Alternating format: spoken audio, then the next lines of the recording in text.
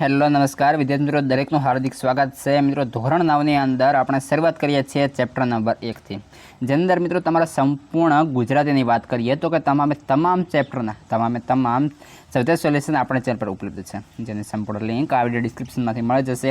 અને મિત્રો બીજી વાત કે તમારા અન્ય વિષયના ધોરણ 9ના તમામ વિષયો હોય દરેકના સોલ્યુશન આપણે ચેનલ પર ઉપલબ્ધ છે, તો એ પણ આપણે ચેનલના આ વિડીયો ડિસ્ક્રિપ્શનમાંથી અથવા તો ચેનલના પ્લેલિસ્ટમાંથી મેળવી શકશો। તો શરૂઆત કરીએ છીએ। પહેલો છે કાવ્ય, અને તેની અંદર નામ છે સાંજ સમય સામળિયો। તો કાવ્યનું નામ સાંજ સમય સામળિયો। સાહિત્ય કૃતિનો પ્રકાર રહેશે ગીત અથવા કાવ્ય, જેમના લેખક છે નરસિંહ મહેતા। અને તેની અંદર શબ્દ સમજૂતી જોવા જઈએ તો કે મિત્રો જે કાવ્ય છે નરસિંહ મહેતાના કાવ્યોમાંથી લેવામાં આવેલું છે, જેમાં સૌપ્રથમ સામાર્થી છે તો ગોધન, તો ગાયરૂપી ધન, અહીં ગાયોનું ધણ તરીકે ઉલ્લેખ કરેલો છે। કુંડળ તો કાને પહેરવાનું ઘરેણું, પીતાંબર પીળું રેશમી વસ્ત્ર, પછેડી ઓઢવાની જાડી ચાદર, ચૂઆ સુગંધિત તેલ, ચંદન એક જાતનું સુગંધી લાકડું, સુખડ શશિયર ચંદ્ર, હેમ સોનું કનક સુવર્ણ, હળધર બલરામ હળને ધારણ કરનાર, નિરખવું ધ્યાનથી જોવું, આળ તો આક્ષેપ, અહીં વહાલ તરીકે ઓળખ થયેલી છે। ત્યારબાદ છે વિરુદ્ધાર્થી, મોહ તો નિર્મોહ, રૂપ તો કુરૂપ, શુભ તો અશુભ।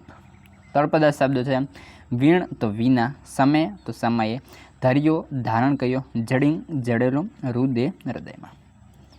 આગળ છે સૌત્યની અંદર મિત્રો જોવા જઈએ તો આપણે સૌપ્રથમ અહીં કલર થોડું ચેન્જ કરી લઈએ। ક્વેશ્ચન 1 છે, નીચેના વિકલ્પોમાંથી સાચો વિકલ્પ આપણે પસંદ કરવાનો રહેશે, જેની અંદર તમારો પહેલો મિત્રો MCQ છે કે ગોવાળોમાં ગિરધર કેવા શોભી રહ્યા છે।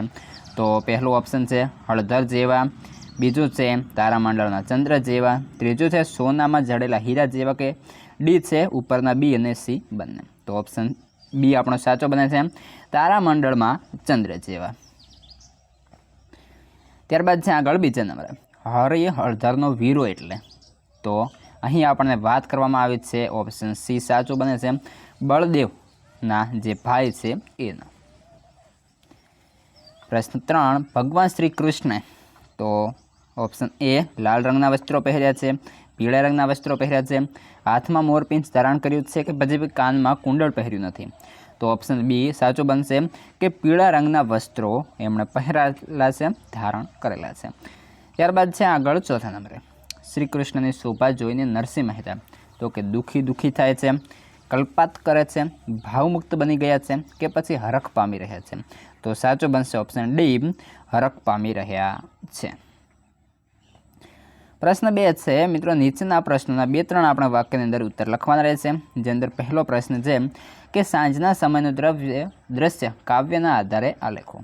જવાબ છે સાંજના સમયે શ્રી કૃષ્ણની આગળ ગોધણ અને પાછળ ગોવાળોનું ટોળું છે। અહીં ગોવાળોનું ટોળું છે।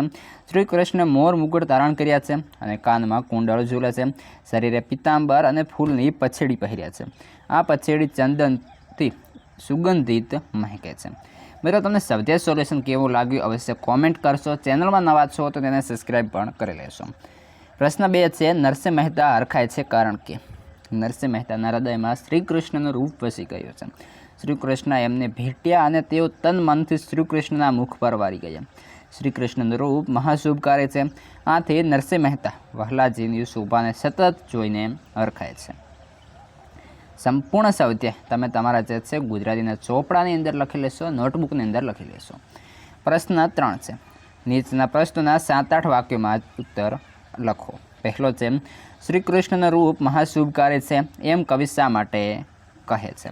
તો જવાબ જોઈએ, સાંજના સમયે વૃંદાવનથી આવતા શ્રી કૃષ્ણનું રૂપ મોહ પમાડનારું છે, તેમણે મસ્તક પર મોર મુકુટ ધારણ કર્યા છે, કાનમાં કુંડળ ઝૂલે છે, શરીરે પીતાંબર અને ફૂલની પછેડી પહેર્યા છે, ફૂલની પછેડી ચંદનથી મહેકે છે, જેમ તારામંડળમાં શશિયર શોભે તેમ ગોવાળોની વચ્ચે ગિરધર શોભી રહ્યા છે।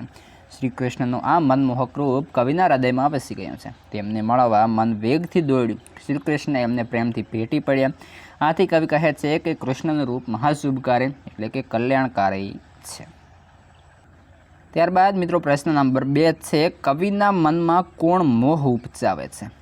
જોઈએ, જવાબ છે મિત્રો, સાંજના સમયે વૃંદાવનથી આવતા શ્રી કૃષ્ણ મસ્તક પર મોર મુકુટ ધારણ કર્યા છે એમના કાનમાં કુંડળ ઝૂલે છે, શરીરે પિત્તાંબર અને ફૂલની પછડી પહેરે છે. ફૂલની પછડી ચંદનની સુગંધીથી મહેકે છે, જેમ તારામંડળમાં ચંદ્ર ચોપે. સુવર્ણના અલંકારમાં જડેલો હીરો ઝગમગે એમ ગોવાળોના વૃંદની વચ્ચે ગિરધર સોંપી રહ્યા છે.